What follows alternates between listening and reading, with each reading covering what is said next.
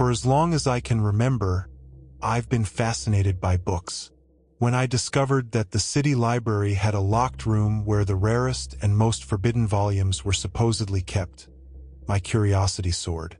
I asked the staff about the room several times, but they always gave vague answers, as if avoiding the subject.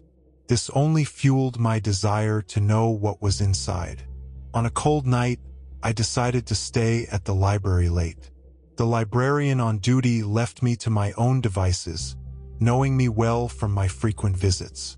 The place was silent, except for the sound of my boots echoing through the empty corridors. I was determined to uncover what that room was hiding. I spent most of the evening wandering between the shelves, waiting for the right moment. When the lights started dimming, signaling the end of the library's operating hours, I heard something strange, a soft sound, like the creak of a door opening upstairs. My heart raced. I knew exactly where that sound was coming from. I climbed the stairs slowly, my heart beating in time with my footsteps. The locked room was at the end of a narrow hallway, hidden behind a solid wooden door that had never been opened in all my visits. As I approached, I saw that the door was slightly ajar, as if someone had left it open on purpose. For a moment, hesitation gripped me, but my curiosity won out. I pushed the door open slowly and stepped inside. The room was completely different from the rest of the library. Small, cramped, and filled with shelves packed with dusty books and yellowed papers. There was a heavy aura in that place, as if the air was denser, colder. The walls were covered with old portraits, and the feeling of being watched was almost suffocating. I walked over to one of the shelves and began examining the books. They all seemed to be in languages I didn't recognize, except for one small, worn volume with a leather cover. I took the book in my hands, and as soon as I opened it, I realized it wasn't like the others. The pages looked freshly written, with an almost perfect handwriting. And as I read, I realized the content was even more disturbing. The words in the book weren't about the past but the future. My future. Each sentence described exactly what I had done that night. Entering the library, climbing the stairs, discovering the locked room. And then, as if it were a warning, the book described what was about to happen to me. I snapped the book shut and backed away, my eyes fixed on the door. Something was wrong. I needed to leave. But as I turned, I heard a noise, a heavy sound, like furniture being dragged, or something much older moving across the floor. Panic overtook me, and I started running toward the exit. However, just as I reached the door, it slammed shut with a deafening bang, locking me inside. I tried to open the door, but it wouldn't budge. I screamed for help, but the only sound I heard was the crushing silence of the room. I turned back to the shelves, and the books now seemed to move on their own, as if they were alive. The air around me grew heavier, and the sense that something was about to happen pressed down on me. The book I had dropped on the floor was now open again, its pages turning by themselves until they stopped on a new entry. The words were clear. The door will only open when the last chapter is read. I was trapped in that room, condemned to read my own story until the end. And as the pages turned, I realized that the ending would be anything but good.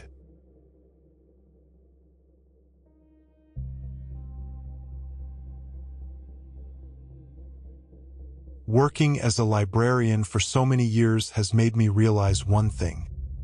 Libraries have a life of their own. Even when the building is empty, you can always feel the presence of something more. Once, I thought it was just my imagination. Today, I'm sure I was wrong. There is a specific table, near one of the oldest windows in the library, that has always caught my attention. It wasn't different from the others, but something about it made it special. The lamp. An old lamp, the kind that seems to have come from another era, with a green glass shade. That lamp had a peculiarity. Every night, when the library closed and I turned off the lights, it would stay on.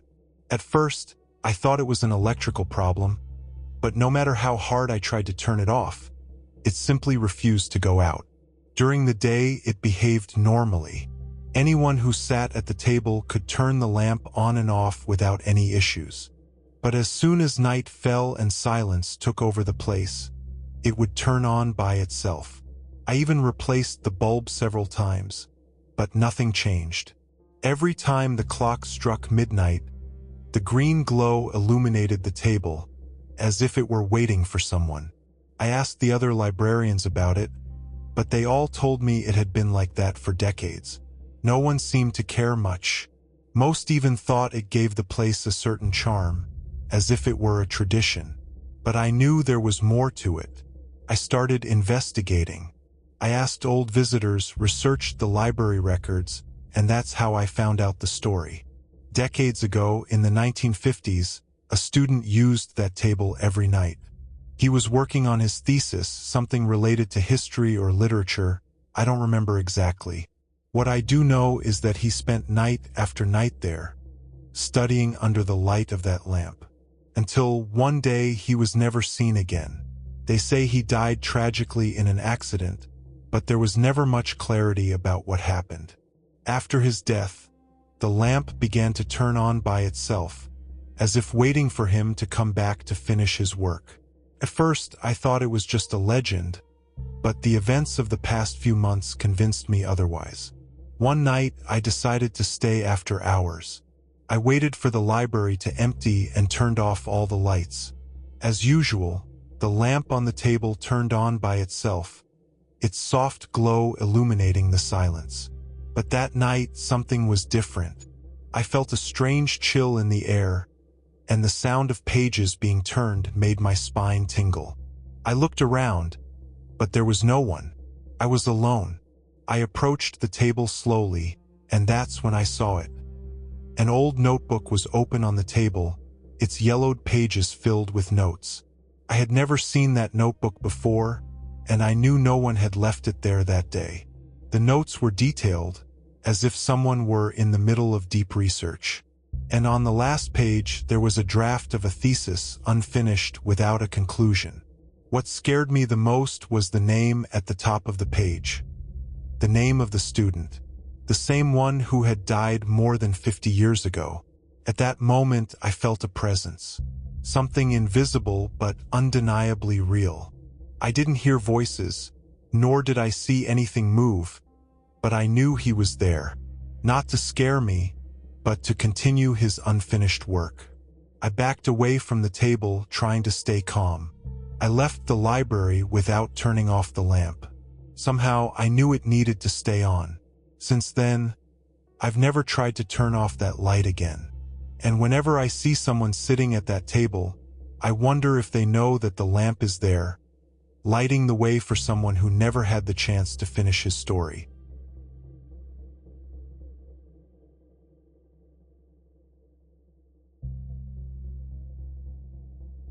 I had been immersed in research on ancient texts for weeks when I stumbled upon something I never expected to find. On a shelf at the back of the library, where the light barely reached, I discovered a collection of manuscripts that weren't listed in the catalog. They were covered in dust, stacked haphazardly, as if they had been forgotten long ago. Curious, I pulled out the first volume and brought it to a more well-lit table. The manuscripts were strangely fascinating. The pages were worn, but the content was readable. As I began to read, I realized these weren't ordinary stories. They described, in chilling detail, the final moments of people who had once visited that same library. Every name, every date, every event seemed real, as if the manuscripts were a sinister record of the last thoughts of those people. At first, I thought they were just fiction, stories created by someone with a macabre imagination. But as I read more, something began to bother me. The descriptions were too detailed, the specifics of each person, each disappearance. This wasn't the kind of thing someone would just make up. Even more disturbing, some of the names belonged to people I vaguely remembered seeing during my visits to the library. Weeks passed, and I couldn't pull myself away from those manuscripts. I returned to the library every night, reading a little more each time. But the feeling of unease only grew stronger. I started noticing that every time I finished reading a manuscript, something strange would happen. A sound, a movement in my peripheral vision, distant whispers. It was as if the library itself was alive, aware of what I was discovering. One night, as I flipped through what seemed to be the last manuscript in the collection, something caught my attention. The name. My name was there in the first few lines. The manuscript described exactly what I had done that week. My journey to the library, the research, the lonely hours of reading, everything was recorded with disturbing accuracy. And in the final pages, there was something that made me shiver. The account of what was about to happen.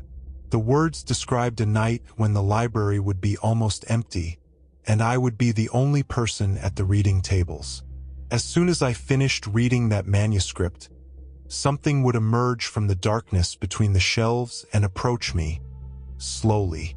The description was clear and detailed, as if it had been foreseen down to the smallest detail.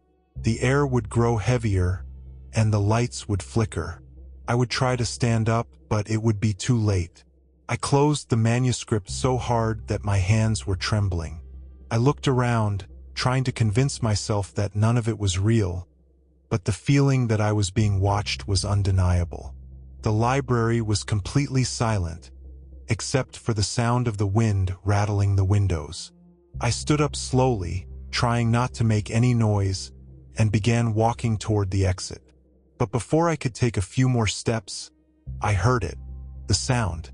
Something was moving between the shelves, like a shadow crawling across the polished wooden floor.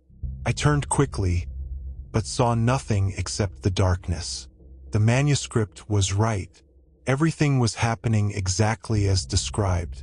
The lights began to flicker, and the sense that something was approaching was overwhelming. I ran for the library door, my heart racing, but as soon as I reached the exit, I glanced back one last time. The shadows seemed denser, more alive, as if something were lurking within them, waiting for the right moment to reveal itself.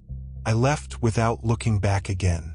I never returned to that library, but sometimes on the quietest nights, I can still hear the sound of pages turning, as if the manuscripts of the dead were waiting for me to finish the reading I left behind.